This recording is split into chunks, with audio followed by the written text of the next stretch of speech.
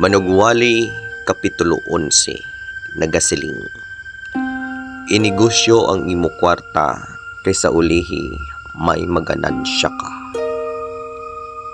Ibutang ang imo kwarta sa nagkalain-lain nga negosyo, kay wala ka kahibalo kung ano nga kalamidad ang mag-aabot sa kalibutan.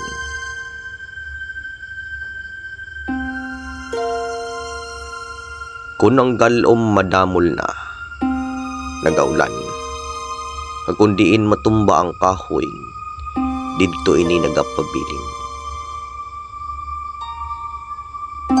Kung ang panahon lang ang imo ginabantayan, hindi kagid makatanom, kag wala kasing patubas. Subo nga hindi mo mahibaluan kung paano nagasugod ang kabuhi sang bata sa tiyan sang yailoy. Hindi mo man maintindihan ang mga ginahimo sang Dios nga manughimo sang tanan nga butang.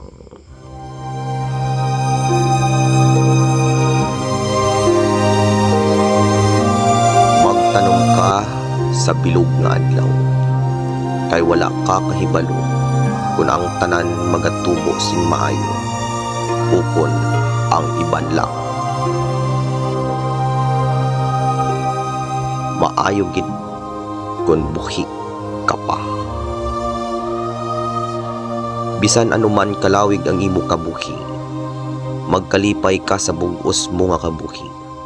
Dumdumon mo nga ang kamatayon magaabot kag magadugay ini. Wala sing pulos ang tanan nga matabo sa palabuton.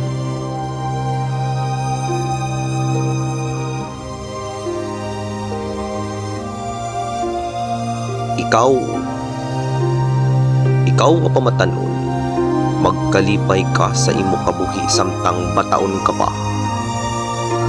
Himua ang gusto mo nga himuon, pero dumdumon mo nga pagahukman ka sang Dios sa tanan mo nga ginahimo.